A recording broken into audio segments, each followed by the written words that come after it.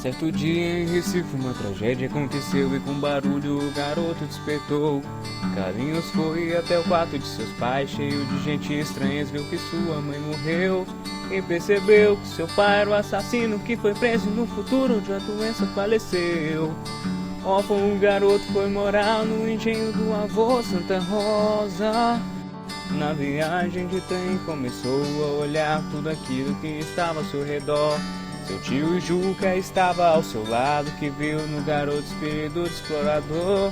Chegando lá, ele viu sua família e com seu tio ele foi em direção. A bênção pediu ao seu avô, que de cara fechada lhe estendeu a mão. Mas acontece que o tempo se passou, Carlinhos se acostumou a morar no engenho novo. Tia Maria, irmã de sua mãe, o tratava como filho, era muito valioso. Conheceu a sua tia Sinhazinha de 70 e tantos anos, cunhada de seu avô. Um dia o tio levou o Carlinhos pra tomar banho de rio, mas tanto ele ficou, olhando sempre para o seu avô, Coronel José Paulino, homem de temor. Que era muito rigoroso, um avô à moda antiga, ninguém podia mudar. Chegando para poder passear, os meus primos mais velhos que eu, 2 meninos e uma menina, os meninos mais afoitos do que eu. Logo em seguida começaram a explorar, viveram aventuras, cada uma especial. Eles mentiam com seus tios onde iam, tomavam banho de rio, ninguém via um local. Mas com a sua tia em cima, no engenho não vai nada mais pra brincar. O engenho ele conheceu inteiro, viu a fabricação de açúcar. Prima Lili era branca e macérrima, um ser angelical, acho que era amor. E com o tempo melhor se conheceram, lhe contava ele a sua vida e sua dor. A ela lhe deu um preá da Índia, a ternura era igual. Gostava muito de ficar com ela, na companhia das bonecas no quintal. Lili chorava por qualquer motivo, não saía nem no sol para poder brincar comigo. Ficava o dia todo bem calçada, só vivia nos remédios, sua vida era sem graça. E os dias foram se passando e a doença de Lili só estava piorando. Eu gostaria de ficar mais perto dela, mas os meus tios me tiraram do lugar. Logo percebendo a gravidade, Lili, já estou com saudade, comecei a chorar. No outro dia o céu estava azul, mas o meu coração havia morrido ali. Prima Lili não conseguiu fugir da morte, toda a minha família estava a chorar. Mas de repente cheguei no lugar onde o cachorro branquinho me fazia recordar. No engenho a tristeza se espalhou e Carlinhos perdeu alguém pela segunda vez. Desespero estampado em meu rosto, meu Deus, estou sozinho outra vez. Na hora comecei a chorar, minha tia Maria se sentia muito mal. Reagiu de uma forma diferente, me proibindo de brincar no engenho, era banal. Uma tarde então apareceu um homem a cavalo que logo desapareceu. Mas antes de partir ele disse: aqui está a carta, seu avô recebeu. A carta meu avô começou a olhar e o medo começou a aparecer. Sem dúvida eu posso afirmar, o cangaceiro ninguém queria ver.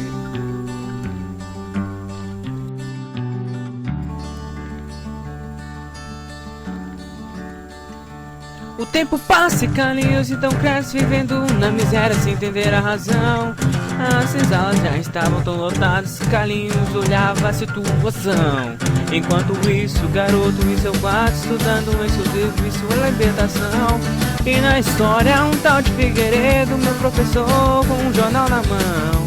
Tia Judite, que era boa moça, me ensinava, ajudava e passava a lição. Judite é arrastada com pancada pelo marido Figueiredo, sem mais nenhum perdão.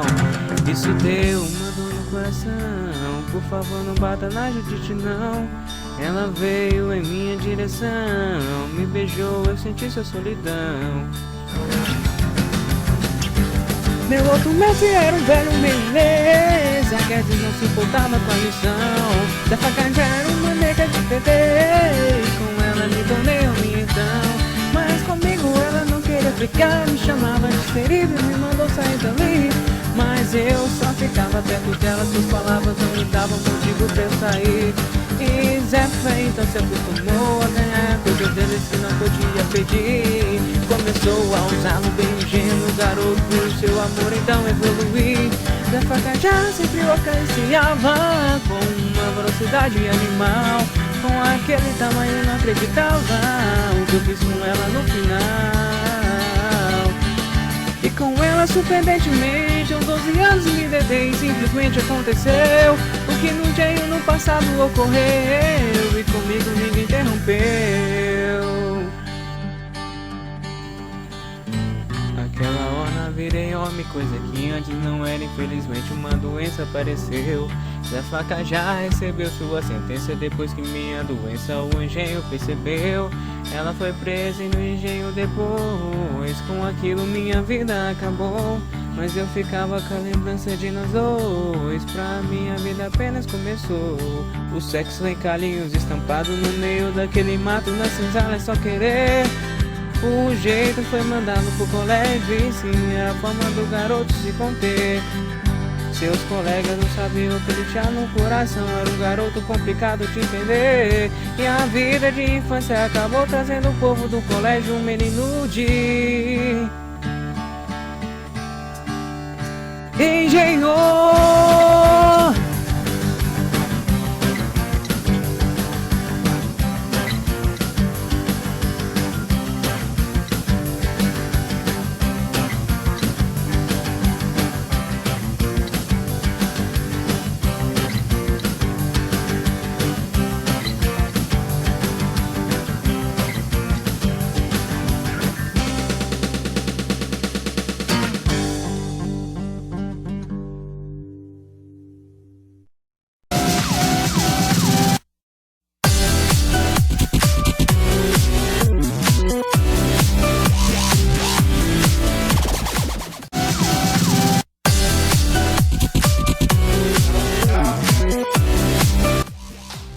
Vocês é Matheus, apresentando mais um de Frente com Matheus.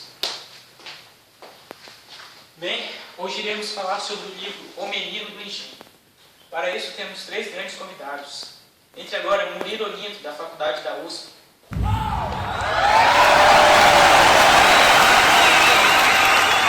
Grande Murilo, formado em Letras. Bom, professor? Muito bom. Vamos chamar agora também nosso professor Vanderlei, também da Faculdade da USP.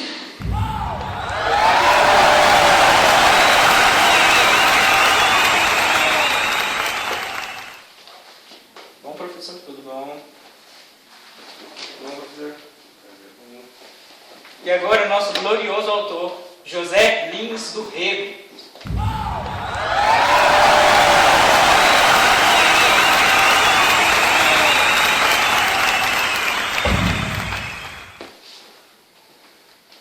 Tudo bom? Tudo bom? Tudo bom? Tudo bom. Estamos aqui com os nossos convidados especiais e agora vamos falar com o nosso professor Murilo. Então, professor, fale um pouco sobre as características do livro O Menino de Engenho. O romance, narrado em primeira pessoa, apresenta uma estrutura bem modernista, onde Carlinhos relembra sua infância. Bom, publicado em 1932, o livro Menino de Engenho trouxe valores que consagram na literatura brasileira. Apresenta a realidade modernística e seus problemas que apontam tensões em um ambiente de tristeza e decadência. Com uma linguagem nova, introduzida pelos praticantes da Semana da Arte Moderna. Então, professor, muito obrigado pelas suas palavras e sua colaboração. Vamos agora falar com o nosso professor Vanderlei. Então, Vanderlei, o que você tem a nos dizer sobre o livro O Menino de Engenho? A obra Menino de Engenho, ela começa se passando na cidade de Recife, no nordeste do Brasil. Começa com Carlinhos aos 4 anos de idade, numa manhã onde ele acorda, se depara com sua casa cheia de pessoas estranhas que ele não conhece. Ele vai em direção ao quarto de seus pais e vê sua mãe debruçada no chão, banhada em sangue, com seu pai debruçado em cima dela e a arma do lado. Quem matou a mãe de Carlinhos foi o próprio pai de Carlinhos, por uma suposta traição que ele pensa que teve. Carlinhos ficou órfão porque seu pai foi internado e sua mãe já morta. Com essa tragédia, seu tio Juca, irmão de sua mãe falecida, vem em busca dele. Na viagem de trem ele se encanta com a paisagem, porque nunca viajou assim. E chegando no engenho Santa Rosa, que era de seu avô materno, o coronel José Paulino, ele chega, pede a bênção, conhece a família toda, conhece a sua tia Maria, que é a irmã também da sua mãe. E com o tempo, assim, Carlinhos, ele tinha um receio de estar morando no engenho, mas se encantava, porque sua mãe sempre falava, mas nunca quis levá-lo. Então, ele com o tempo foi se acostumando. E depois de um tempo, os dias foram se passando, chegaram alguns primos para visitar, que eram 2 irmãos, mais a prima Lili, que no começo ela tem uma aparência assim, olhos azuis, cabelo até o pescoço loiro, uma cor muito pálida a pele, e ao ver da primeira pessoa contada por Carlinhos na história, ele vê ela como uma boneca de porcelana, porque ela é muito delicada, assim, a tia mesmo tem muitos cuidados com ela, e ao pouco ele vai se envolvendo com ela, acaba gostando dela, e mais pra frente, com o passar do dia, certo dia ela acorda vomitando negro, passa mal, Carlinhos vai até o quarto, só que as pessoas retiram ele de lá, e ela acaba morrendo, ocasionando tristeza em toda a fazenda. E aos 12 anos, Carlinhos conhece o mundo, pois aos 12 anos de idade ele começou sua vida sexual, já aos 12 anos, com uma negra chamada Zefa Cajá, que era uma negra da senzala. Com essa relação que ele teve com ela, acabou pegando a doença do mundo. E já que ele virou homem tão cedo, as suas relações começaram assim, fugiram do controle dos seus tios, que vendo isso resolveram interná-lo num colégio. E o livro acaba com o próprio Carlinhos sendo internado no colégio. Muito bem, professor. Muito obrigado pelas suas palavras, sua colaboração. Vamos falar agora com o nosso grande autor, José Luiz Doedo. Então, José, nos fale um pouco sobre sua biografia, a história desse livro. Sim, minha história começa em 3 de junho de 1901, quando eu nasci no Engenho Corredor, no município de Pilar, no estado da Paraíba. Meu pai, João do Rego Cavalcante, e minha mãe, Amélia do Rego Cavalcante. Então, José Luiz do Rego, já que o senhor nasceu com esse envolvimento de engenho, zona rural, é por isso que o senhor aborda tanto esse tema nos seus livros, como no Menino de Engenho? Sim, porque assim, no Nordeste, com as senzalas, os senhores de engenho, esse meio rural. Certo. Aí me inspirei em fazer meus livros nessa base. Aí em 1923 comecei a escrever, publicar meus livros, tentando começar a fazer crônica. Em que ano você escreveu sua primeira crônica? Bem, as crônicas eu já comecei a escrever já baseado nisso, no Senhor de Engenho, mas a minha primeira crônica foi em 1942, que foi Gordos e Magros. E em relação à sua formação, em que o senhor se formou e na sua vida o senhor se casou, teve filhos? Aos 22 anos eu me formei em advocacia. Aí um pouco tempo depois me casei com Filomena Massa, onde tive 3 filhos. Maria Elizabeth, Maria da Glória e Maria Cristina. São lindas as meninas.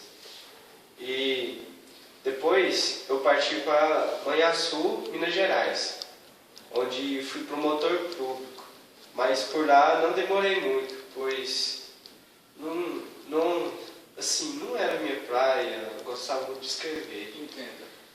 Aí eu já parti para Maceió. Lá eu fui fiscal de bancos. Então, foi em Maceió que você começou a escrever e publicar os seus livros?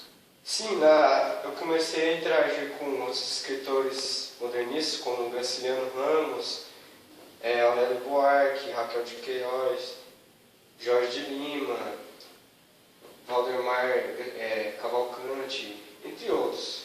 Além deles se tornarem meus amigos, foram grandes apoiadores nesses livros. E eu comecei lá a escrever em 1932 meus primeiros 3 romances, que foi Menino de Engenho, Doidinho e Banguei. Senhor Elias, você ocupou outros cargos importantes? Sim, em 1935 eu parti para o Rio de Janeiro, onde eu fui nomeado fiscal de imposto de consumo. Logo, alguns anos depois, eu vim a ocupar uma cadeira na Academia Nacional de Letras, em 1955. Ah, sim.